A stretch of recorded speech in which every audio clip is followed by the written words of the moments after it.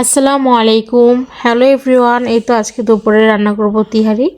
আমি তিহারির জন্য গরু গোশত নিয়েছিলাম আর এটাকে আমি এখন একটু পানি দিয়ে গরম করে বলক আনাবো, আর যত জীবাণু থাকবে গরু গোশতের মধ্যে সব চলে যাবে। তো এই তো দেখেন কত ময়লা পানি বের হয়েছে গরু গোশত থেকে। তো এই তো আমি এখন এটাকে সুন্দর করে ধুয়ে পরিষ্কার করে নেব গরু গোশতটাকে। আর আমি মশলা করেছিলাম জয়ত্রী, জয়ফল, দারচিনি, এলাচ একসাথে দিয়ে টেলে তারপর ব্লেন্ডার করে নিয়েছিলাম। গুঁড়াটা দিয়েছি, তারপরে জিরার গুঁড়া দিয়েছি, রসুন আদা বাটা দিয়েছি, লবণ দিয়েছি।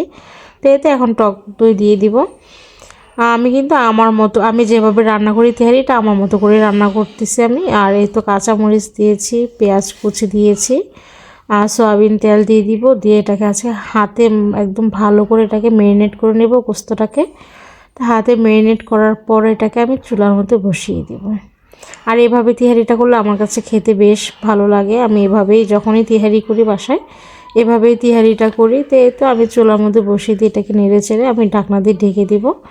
আর এটার মধ্যে একবারে পোলার চালগুলো একবারে দিয়ে দিব। একটু কষানোর পর গোস্তটাকে পোলার চাল দিয়ে এই তো আমি প্রায় এটাকে 20 মিনিটের মতো এভাবে কষিয়েছিলাম। কষানোর পর এটার মধ্যে আমি হালকা কুসুম গরম পানি করে রেখেছি। গরম পানিটা এটার মধ্যে আমি এখন অ্যাড করে দিব। তো এই তো গরম পানি অ্যাড করার পরে আমি এটাকে আধা ঘন্টা বসিয়ে রাখবো চুলার মধ্যে। তো এই তো আর এটা এভাবে করলে আমার কাছে বেশ ভালো লাগে খেতে। এভাবে খুব সুন্দর, একদম সুন্দর ঝরঝরা হয় তিহারিটা, খেতেও বেশ মজা লাগে। আর আজকে আমি এটার মধ্যে কোয়েল পাখির ডিম অ্যাড করব এই তিহারিটার মধ্যে। তো এই তো আমার 20 মিনিট পর কিন্তু পানিটা শুকিয়ে গিয়েছে আর ভাতটা কিন্তু হাফ সিদ্ধ হয়েছিল, এখন একদম ফাইনালি সিদ্ধ হয়ে গিয়েছে। হওয়ার পর আমি ডিমগুলো দিয়ে দিয়েছি কোয়েল পাখির। আর এই ডিমগুলো দিয়ে তারপর আমি আবারও 10 মিনিট ঢেকে দিব। 10 মিনিট পর আবার আপনাদেরকে দেখাবো ফাইনালি কেমন হয়েছিল তিহারিটা। তো এই তো 10 মিনিট পর কিন্তু দেখেন মাশাআল্লাহ তিহারিটা একদম সুন্দর পারফেক্ট হয়ে গিয়েছে। খুব সুন্দর সেন্ট বের হয়েছে, দেখতে অনেক ইয়াম্মি হয়েছে মাশাআল্লাহ।